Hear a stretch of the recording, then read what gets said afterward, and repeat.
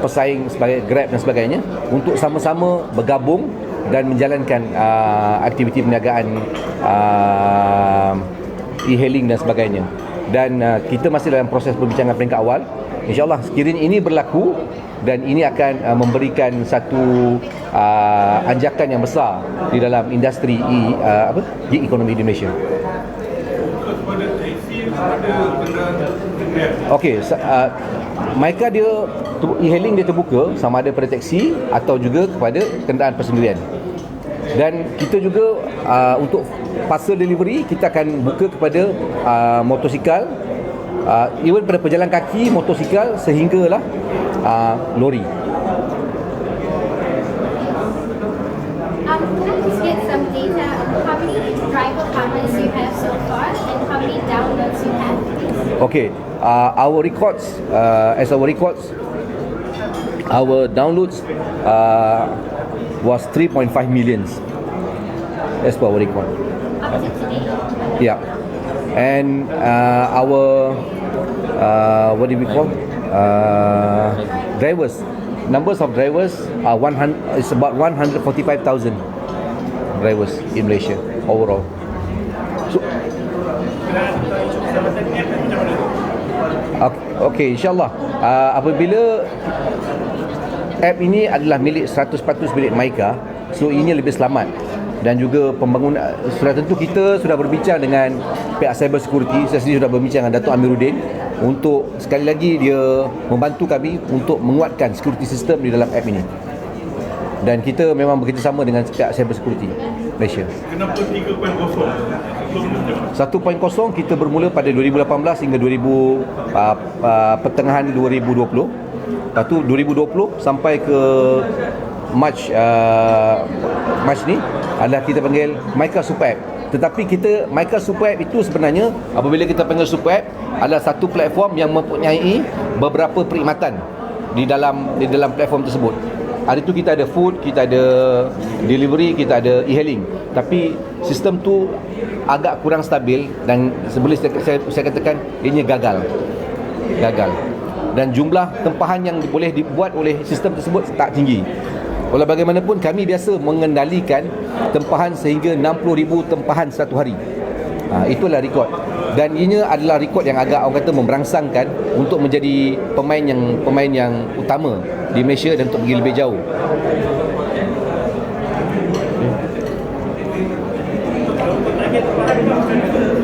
Macam mana? Target tempahan untuk akan datang ni. Saya target permulaan ini sebagai app yang baru kita buat balik sekurang-kurangnya dalam 20,000. Dan insya-Allah kita target balik seperti biasa 60,000 dan kita kalau ada delivery dan sebagainya kita target dalam 100,000 tempahan satu hari. Dan kita biasa menerima tempahan 100,000 lebih. Tapi jumlah yang boleh diselesaikan kadang-kadang 60 ke 70%.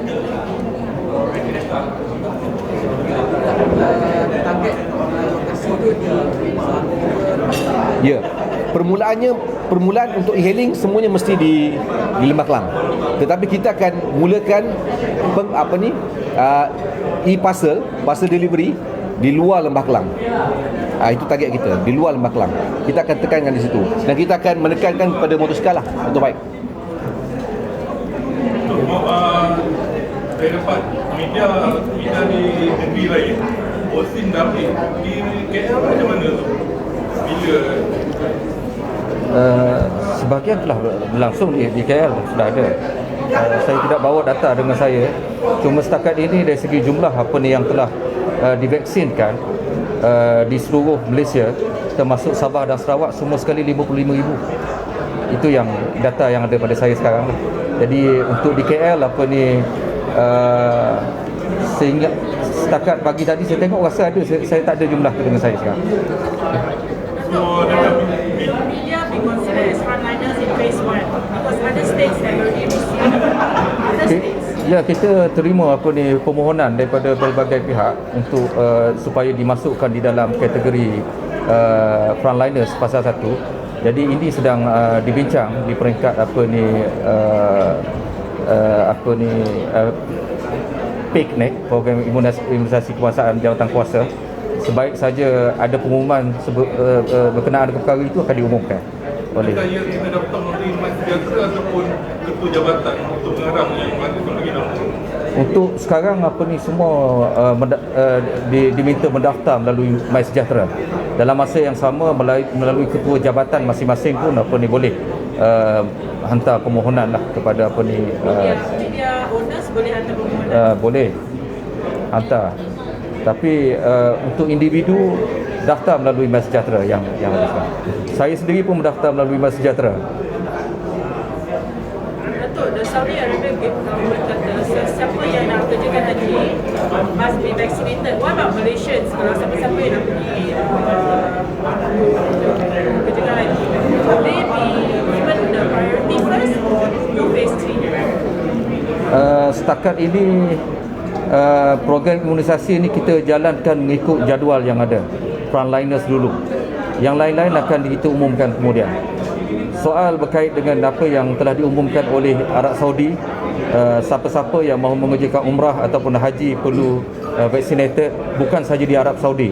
Di negara-negara lain pun sedang mempertimbangkan kemungkinan yang sama untuk kemasukan di negara masing-masing. Malaysia juga sedang berunding kemungkinan Malaysia, sebab semua negara masing-masing mahu menjaga keselamatan negara masing-masing. Okay. So ada frontliners from the private sector, healthcare private sector, diorang complain lah they have not been vaccinated. So what's your nasihat to them? Be patient, you guys are reaching out to them as soon as possible. Nasihat saya kepada seluruh rakyat Malaysia sekarang, sila mendaftar di dalam MySejahtera. Sebab program vaksin yang kita sediakan adalah mencukupi untuk semua orang. Sehingga sekarang tempahan vaksin kita lebih daripada 108% daripada penduduk Malaysia, mencukupi untuk semua. Dari segi giliran, melainkan ada sebab yang munasabah yang perlu sangat mungkin boleh dipertimbangkan. Selain daripada itu, sebarang kegiatan potong queue dan sebagainya kita tidak benarkan. Termasuklah golongan VIP kalau potong queue.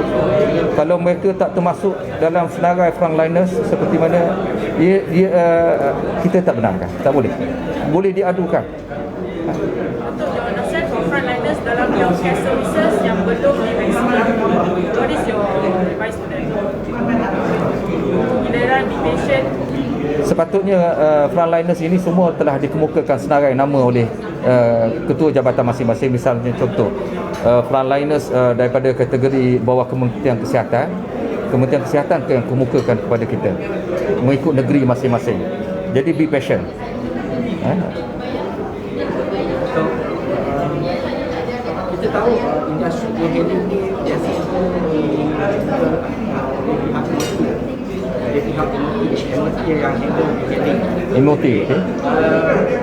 Daripada pihak MOT, semua saya sekarang 40 saya pakai e-hailing 42. Kita tak sebabkan oleh itu beberapa yang kita sebut dah berbuka. So, pihak MOT ada inisiatif untuk saya e-hailing naik ini bersaing dengan saya e-hailing. Kalau saya boleh ingatkan balik dari segi Grab. Grab ni dengan bantuan Mosti melalui beberapa agensi pembiaya di bawah Mosti. Myka juga ada memukakan permohonan kepada kita yang kita sedang memproses. Dan semua yang berkait dengan industri e-hailing, sekiranya mereka memenuhi syarat-syarat seperti mana yang ditetapkan oleh kita, insya-Allah kita akan pertimbangkan dari segi pembiayaan, bantuan sama ada di peringkat pembangunan aplikasi sehinggalah commercialization. Yang ini adalah dana yang kita sediakan di bawah Mosti.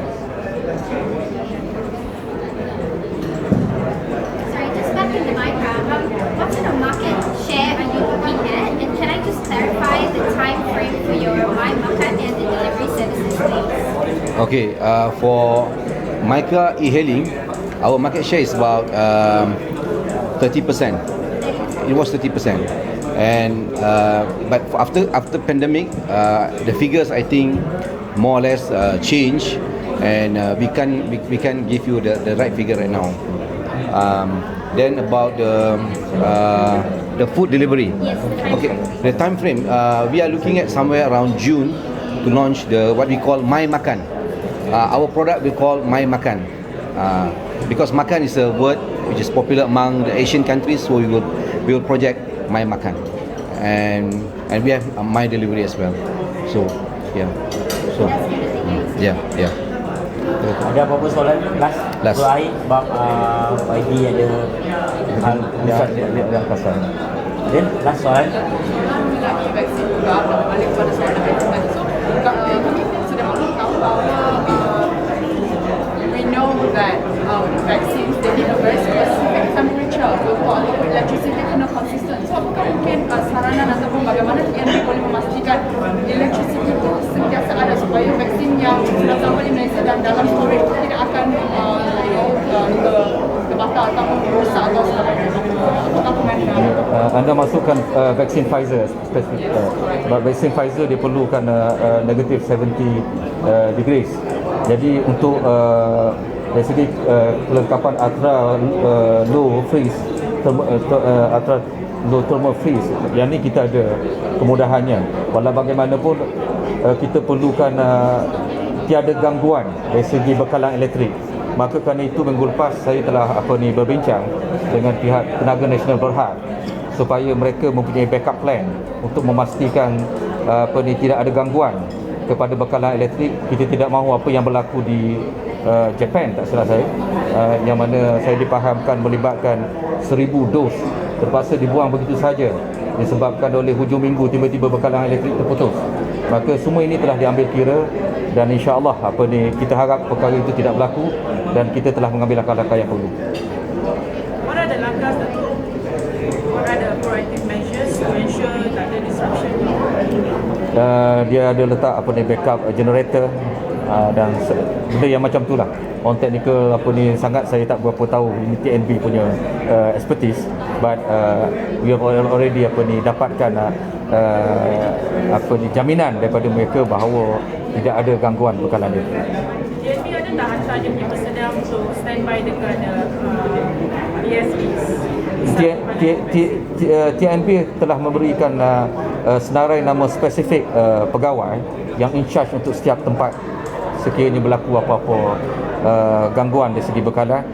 Dan perlu dimaklumkan dari segi pusat simpanan PSB untuk Pfizer ni adalah terletak bukan di kawasan remote areas, dia di kawasan yang bandar kebanyakannya. Jadi saya fikir dari segi time yang tempoh masa diperlukan untuk TNB respon, insya-Allah di dalam tempoh yang diperlukan lah. Jadi okey. Tuan. Maika 1, Maika 2. Serang kiri, kanan, depan, belakang. Maika 3 ni apakah tuan ada beranggapan serangan daripada mungkin syarikat pesaing akan mengganggu Saya minta diri dulu. Okey. Datuk nak minta diri dulu. Saya minta diri dulu. Saya ada program di Maisa. Okay, nanti pihak media boleh teruskan dengan Encik Boleh Fah. teruskan. Okey. Okey. Terima kasih. Ya, terima kasih.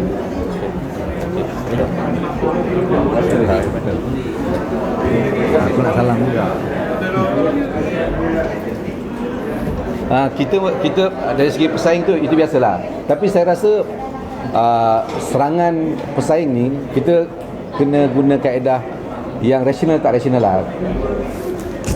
Kalau persaingan tu tak rasional, macam guna Facebook attack, yang Facebook bully dan sebagainya itu saya rasa kita tak perlu layan pun lah. Kita tak berminat nak layan benda tu.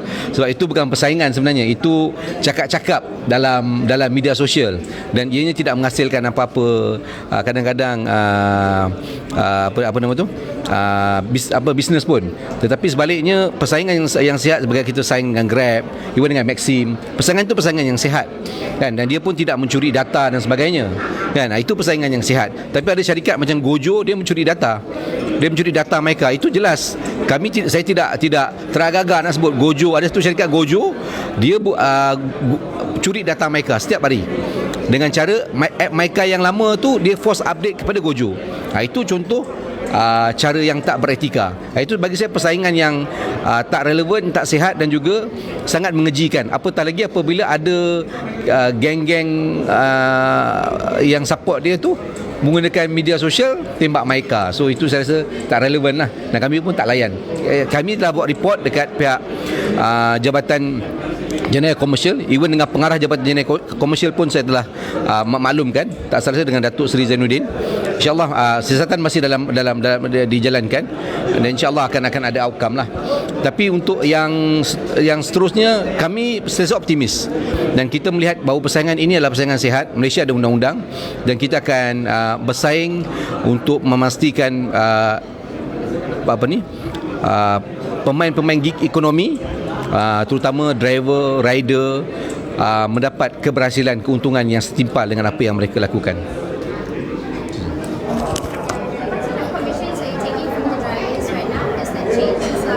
Okay, for the new one, we haven't decided yet. For the first 2 to 3 weeks, it will be zero commission. It's free. You can use for free. We are expecting 2 to 3 weeks.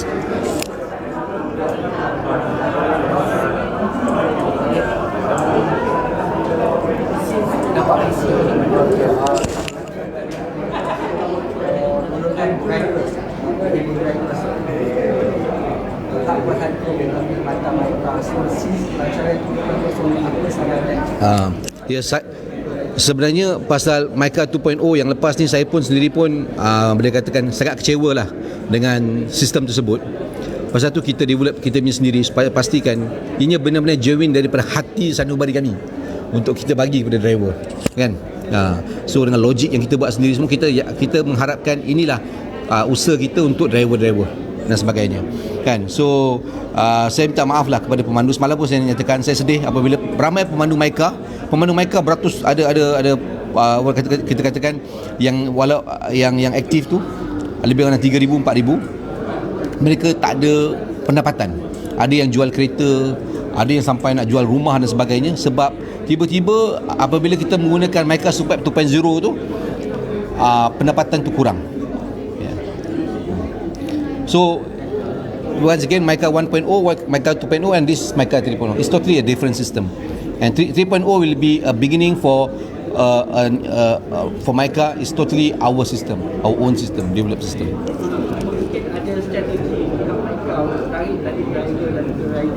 Saya yakin driver ada strategi bersama kami. Hari ini pun kami tak henti call masuk, dan driver daripada pagi sampai sekarang di office saya penuh orang, kan? Alhamdulillah, Maika masih menjadi sandaran juga dan juga pilihan para pemandu e-hailing di Malaysia selepas Grab. Untuk pengguna, kami akan membuatlah pelbagai strategi marketing, dan insyaAllah kita juga akan bergerak di seluruh Malaysia daripada Sabah sampailah ke Langkawi. Baik tuan, Maika sebuah syarikat yang disayangi bukan sahaja oleh pemandu tetapi oleh pengguna juga. Jadi pada Maika Super App yang lalu, pengguna kita agak kecewa, bukan saja pemandu.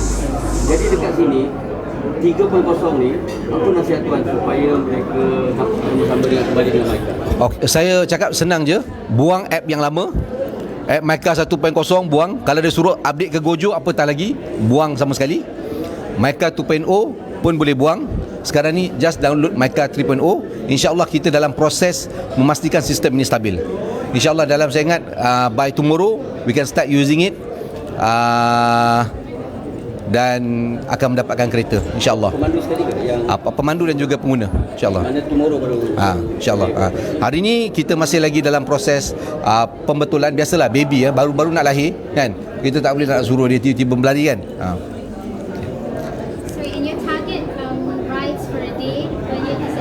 Okay, our target for now,